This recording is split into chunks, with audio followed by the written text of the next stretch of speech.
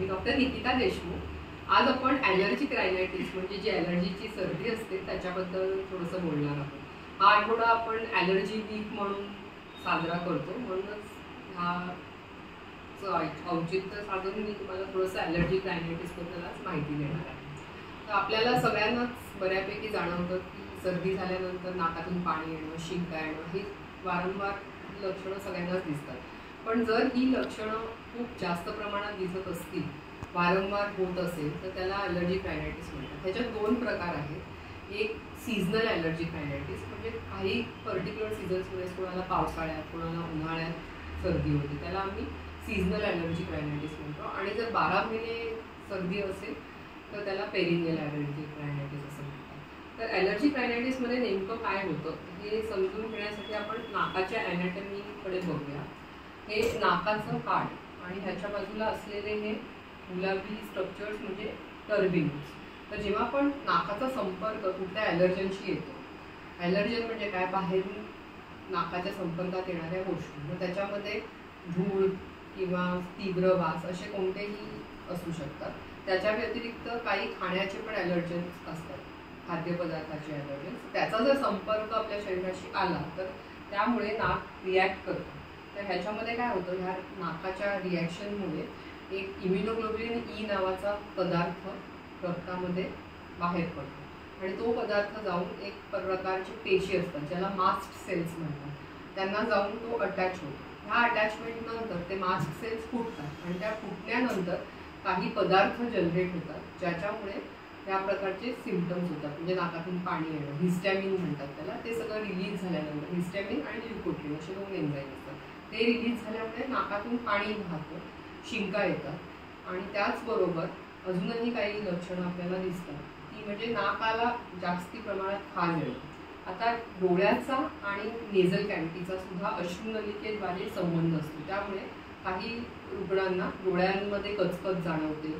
त्याचप्रमाणे नाक आणि कानाला जोडणारी जी ट्यूब असते, इथून जर सर्दी वर गेली तर कानाला दडा पण बसू शकतो। तर या ॲलर्जिक रायनायटिसचा यामुळे सर्व अवयवांवर परिणाम होतो। आता ज्याप्रमाणे नाकाची ॲलर्जी आहे त्याप्रमाणेच स्किनमध्ये सुद्धा ॲलर्जीची लक्षणं असतात, त्याला एटोपिक डर्मेटायटिस असं आम्ही म्हणतो। आणि जर ती श्वासनळीत जर ॲलर्जी झाली असेल तर ॲस्थमा। तर हे एक ट्रायड असतं, म्हणजे बऱ्याच वेळा ॲलर्जिक सर्दी, स्किनचे प्रॉब्लेम्स म्हणजे एटोपी आणि ॲस्थमा, ह्याला ट्रायड म्हणतो आपण। म्हणजे हे असे तिन्ही गोष्टी एकाच रुग्णामध्ये बऱ्याचदा आढळतात। तर आता हे आपल्याला ॲलर्जिक रायनायटिस बद्दल समजलेलं आहे। मग आता ह्यावरती उपाय काय, तर सगळ्यात महत्त्वाचं म्हणजे तुम्ही स्वतःच आयडेंटिफाय करा की तुम्हाला कोणत्या गोष्टींनी ॲलर्जी होते। तर शक्यतो धुळीनी, तीव्र वासांनी ॲलर्जी होते। जर घरामध्ये काही पाळीव प्राणी असतात तर त्यामुळे सुद्धा ॲलर्जी संभवते। जर तुमच्या बाल्कनीमध्ये कबूतर जास्ती येत असतील तर कबुतरांचे जे ड्रॉपिंग्स असतात, त्यांचे पंख असतात, हे सुद्धा खूप स्ट्रॉंग ॲलर्जन्स असतात। तर हे झाले एन्व्हायरमेंटल ॲलर्जन्स। गाजर, गवत, फुलझाडं जास्त असतील तर ह्याच्यामुळे ॲलर्जी संभवते। त्या व्यतिरिक्त जेवणामध्ये ॲलर्जन्स असतात, तर ह्याच्यात बरेच प्रकार असतात। तर नेमकं कशाची ॲलर्जी आहे हे तुम्ही स्वतः लक्ष ठेवलं तर तुमच्या लक्षात येईल। कोणाकोणाला शेंगदाण्याची ॲलर्जी असते, कोणाला कांद्याची असते, तर ते ऑब्झर्व केल्यानंतर तुम्हाला समजेल। आणि त्या पर्टिक्युलर जे ॲलर्जन्स तुम्ही आयडेंटिफाय स्वतःहून केलेले आहेत त्याचा संपर्क टाळणं हाच त्याच्यावरचा उपाय आहे। तर आता टेस्ट म्हणाल तर काही रक्ताच्या तपासण्या असतात ज्याच्यातून आपल्याला नेमकं समजू शकतं की किती तीव्रता आहे ॲलर्जिक रायनायटिसची। तर एक रक्तमधली टेस्ट म्हणजे इम्युनोग्लोब्युलिन ई, त्याच्या संख्येवरून पण कळतं की ॲलर्जीची तीव्रता किती आहे।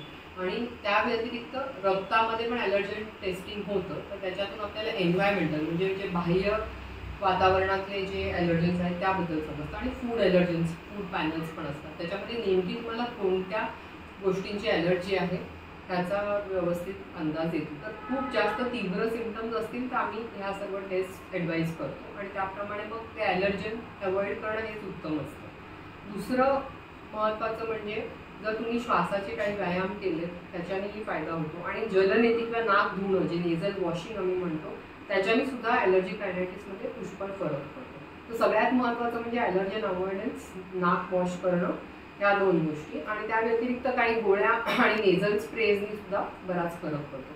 ॲलर्जिक रायनायटिस वरती युजली आम्ही शस्त्रक्रिया करत नाही, पण ह्याला अपवाद म्हणजे जर ॲलर्जी खूप दिवसांची असेल तर त्यामुळे नाकामध्ये कोंब होतात, पॉलिप्स होतात, अशा पेशंट्समध्ये काही वेळा सर्जरी करण्याची गरज पडते.